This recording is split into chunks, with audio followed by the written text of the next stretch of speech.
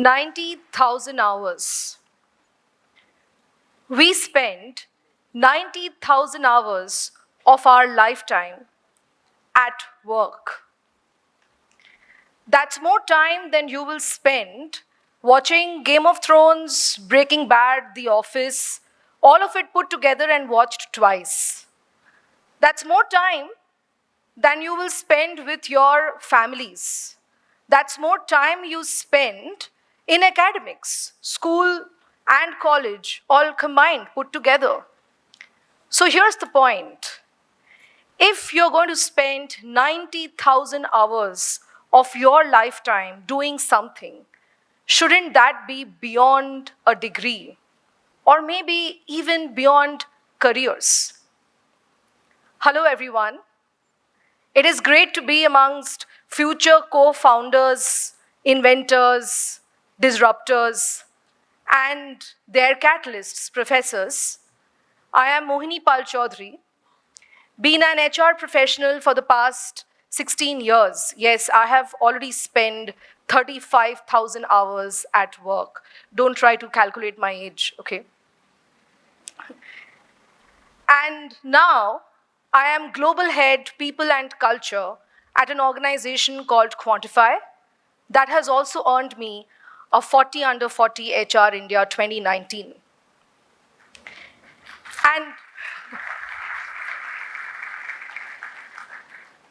And in these 35,000 hours, I have witnessed a lot. I have seen the joy of getting placed for the first time. I have seen the tears of not making it to that dream company. I have seen the first day very awkward team building, team bonding activities. I can't forget post-COVID Zoom phone calls. Hello, hello, can you hear me? No, can't hear you, mute yourself, don't know where the mute button is. I mean, I can write a work from home psychology thesis, right? But jokes apart, in my 35,000 hours, I have learned one truth.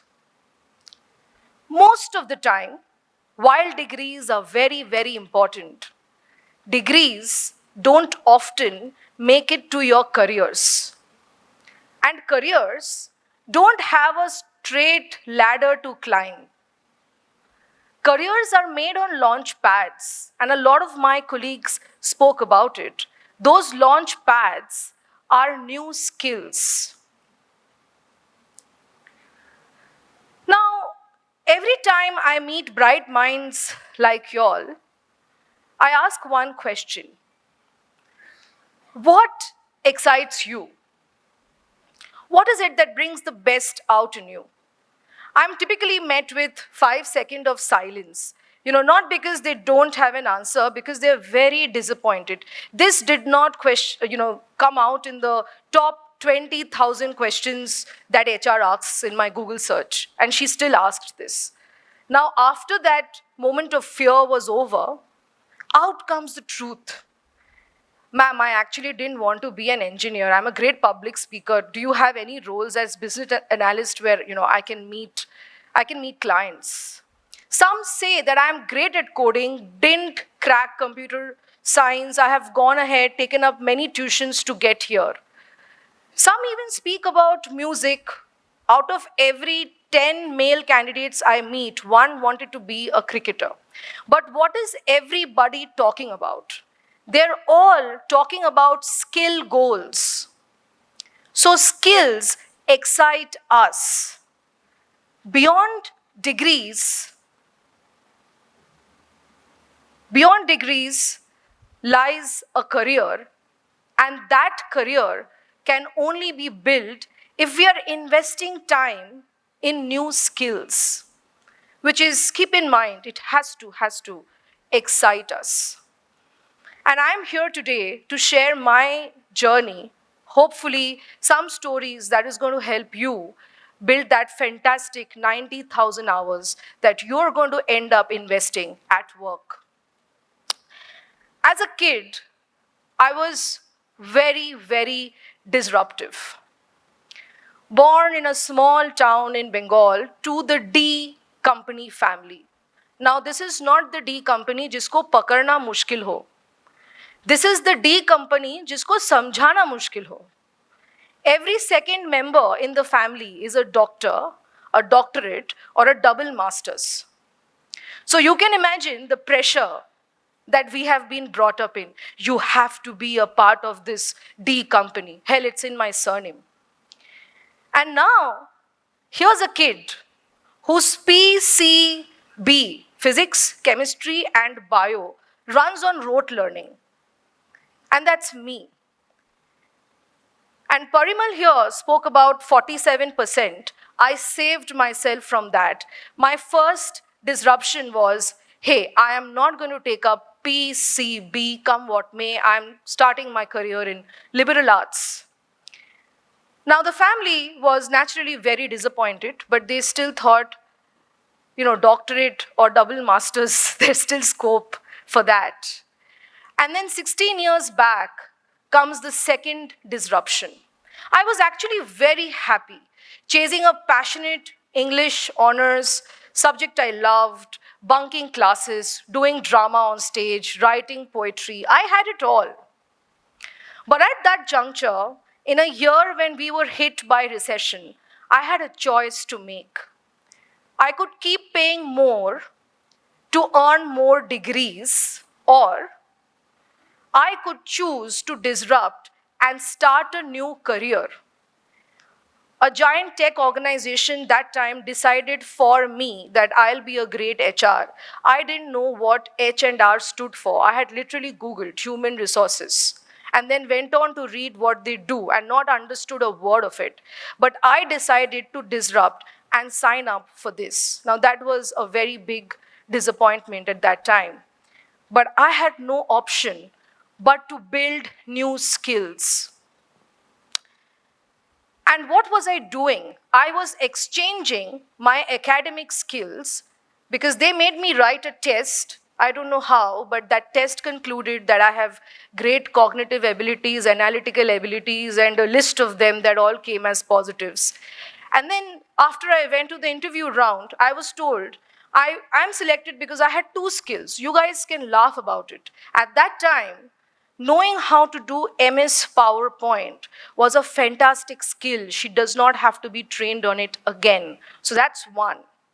And the second, this is my personal favorite, I had no MTI, mother tongue influence. I don't know why our moms are always blamed for our lack of English language knowledge and not the fathers, but my mother was announced as not guilty on this accord. And with that, I started building my first ever career, which could make it or break it, and I knew nothing about it. Growing up, I was a very curious kid. My grandmom's favorite line for me, Bengali to English, would be curiosity killed the cat. And it happened with me again and again and again. I would be in immense trouble. Interestingly, curiosity became my best friend in my first job. I would ask questions, endless questions. Now when I reflect, sometimes very, very dumb questions. And it indeed invited some degree of trouble. But most often, I met mentors who were willing to share. And very soon, everything I was pointing out as a problem statement, I was starting to solve it with them and learning new skills. And here's the fun fact. While I was thinking my skill was HR, in my very first performance review, my manager tells me, hey, it's a great thing. You know what? You can read rooms. I mean, I read books till then. I didn't know reading rooms was a skill. And the list was endless. In my role, we are expected to tell you, you can do that job better without saying you can do that job better. That's diplomacy. You have to be creative. You have to keep employees enthusiastic without having any money for that enthusiasm. And we do it, right? We do it every single day. And curiosity got me there. The second part is curiosity topped up with a better understanding of yourself. So here's the thing. Understanding yourself is not just about knowing your interests, strengths, ethics, and values. It's also acknowledging what is my weakness. And I was terrible in crisis management. For those whom crisis management sounds like a jargon, let me create a hypothetical situation for you so that you understand what happens in our lives. Imagine COVID has hit and your professors tell you, listen, you had to shift your peers and your friends back to home with their laptops and they had to study as of yesterday online. And you're like, what? But okay, sir, I should do it, I should do it. And you tell your friends, please, please, please go back. You've spent 2 years, now you've settled down, and your professor comes again and says, hey, COVID is over. As of yesterday, you had to bring them back. And you're like, what?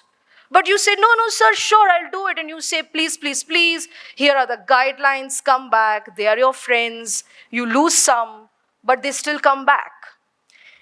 HR is 1 degree a little more complex. Replace friends with total strangers who don't like you. And now you have to get them back and send them back and then bring them back again. And that's crisis management. The worst part is all strangers feel they could have done it better than you. And I completely disliked this part of my job. But one day a mentor told me, if you keep complaining, change tomorrow, don't come to work as an HR, because this is the first sentence of your job description. Crisis management without acknowledgement, live with it. And since then, I tried to train and train to be calm, happily be innocent unless proven guilty, and that's worked for me. But here's the thing, right? Easier said than done. How can I make weakness my best friend? To the point that it's no longer a disability. It does not have to be your wow factor, but it should not disable you. And there comes my next point. Invest time out of your comfort zone. You know, most of us are very uncomfortable when we are asked to do things we are not comfortable with. But here's the thing, in your world, NLP, data science, coding, this is comfort zone. 1.5 million engineers can do the exact same thing that you can. So how do you get uncomfortable and how do you get to a stage where you are the recruiter's desirable number one? And here are some hacks. Author a book, it is free these days. Champion climate change, apply some tech there. Create a startup, fail, create that again. And don't forget to speak about it. Speak in public, write on LinkedIn. A lot of it is free. And when you do that, you're multi-passionate. Multi-passionate is no longer a bug. It used to be during our times. It's a feature. Recruiters are now looking for multi-passionate people. When you can start that first 5 minutes with all of these things that you've done and failed and learned again from it, they love you. They're going to invite you for something or the other in their organization. But the interesting part in this is, every time we try to invest in our comfort zone and we talk about building behaviors, something I'm very guilty of. I kept talking about building behaviors in so many panels. My daughter told me, is this like Legos? Do you all build something consistently? And I realized that we are not coding it. So here's something I put together, 4 practices. If you do this, you've probably coded new behaviors. The first is connect. You know, careers are not made in isolation, they are made in conversations. So if you're going out for that one team outing, you're meeting a leader, you're going out for events, a lot of us feel shy, but that's okay. Have a few questions from where you can break the ice and start connecting. Before you know, they are helpers and mentors, and they will guide you even better. Observe. For me today, AI is apparently disrupting HR also.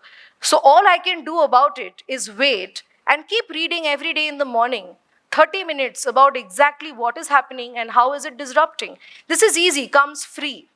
Something you can practice too. This is my personal favorite. do real stuff. Internship, freelancing, gigs. The job I landed in the year of recession was because for 2 weeks I went to the organization, got myself trained to come back to Calcutta and be a local trainer and tell people that BPO is okay. This is not all about call centers and you getting kidnapped. No. It's a real industry where you can make a career. And in the process, I met a lot of friends. And it added value because I had done a real thing back then to earn a place in the corporate. And finally, evolve. I mean, as cliche as it sounds, unfortunately, evolution is the only constant that we are all going to go through. And I have been in a zillion panels where they have discussed, is Gen AI going to take away all our jobs? I know there are coders here who feel the same way. I have coders in the company who doesn't want to use Gen AI because they're worried. But here's the thing, it's probably taking away our excuses, making us smarter and better to work with. We started with 90,000 hours. Maybe that'll change to 80,000 and you can give the 10,000 back to family. And that's why it's here, to disrupt. And the final one, once you have coded the behaviors, you start designing your career. By now you've spent 20,000 hours, you're an expert. And every expert has a very big superpower. The power to choose. You can choose where you are, why you are, and what you're doing there. 9 years back, when I decided to join Quantify, in all honesty, it did not have the credibility it has today. The company operated out of a 800 carpet area with 77 employees. If you typed Quantify on Google, more fake profiles came up than the real website. And in my own interview, I have called it Quantify repeatedly because there was no YouTube video to correct me. So why did I choose a place like that? Here's the thing. First, I trusted the people I met that they were up to something really good. Second, I could imagine and visualize that if this really works out, I'll be able to take decisions and build stuff on my own. And the very last was, I trusted my own expertise. Yahan nahi to kahin aur sahi. I had the confidence that if I don't make it here, it's okay, I'll fail. Somebody else will take me for the skills that I have built. So I started designing. And with designing, there are 4 questions that you should probably ask yourself at least once every year. Is this design giving me a job? Does it give me joy every Monday to wake up and go back to that same problem that I was solving on a Friday? Does it give me the power of ownership? Do I take decisions that I can take responsibility for? The failure is mine and the success is also mine. Do I belong? Belonging is about being part of a culture where the culture supports you and you support the culture back very, very passionately. It's your place. And finally, can I stretch? And here's the thing about stretching. It is not about getting promotions, but acquiring new skills, new roles every year that makes you feel like every year is a new job and I'm learning, I am not stagnating. So if you've done that, you have invariably built a job. So to all the future climate change tech specialists, AI ethicists, meme marketeers, and God knows what jobs are waiting for you out there in the future, beyond degrees lies building skills. And to build those skills, we have to code behaviors. Build skills and code behaviors such that the 90,000 hours in our lifetime that we have to spend at work, hopefully, they're spent doing meaningful jobs. Thank you so much for having me here.